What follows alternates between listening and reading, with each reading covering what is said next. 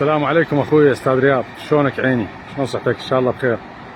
حجينا الفاضل، السلطات امن الطرق السعوديه بلغت حصرا كل السيارات العراقيه الكبيره ولا الصغيره وحتى الاردنيه، مو بس العراقيه، لانه اول ما تدخل المدينه المنوره تجي الى مركز استقبال حجاج ومعتمري البر، اداره المركز تفويج الحجاج البر، يسلمون المنافيس والسنويه مال السياره الصغيره او الكبيره ويحددون موعد المغادره مالتهم. على ضوء هذا يسوون لهم كتاب تعميم للامن الطرق، امن الطرق والسيطرات، حتى من يطلع منها يلزمون السيطرات لا يحاسبوه، لان اللي يطلع بدون تفويج، هاي السيارات العراقيه اخوي الصغار شوفهم وذيك الباصات مالتنا، فاللي يطلع بدون تفويج من هذا المركز يتغرم 5000 ريال، ما يعادل 15 ورقه. لزموا عندنا سواق وحاسبوهم. فحبيت انوه اخوي، جزاك الله الف خير، ممنون لك، بارك الله بك اخوي العزيز.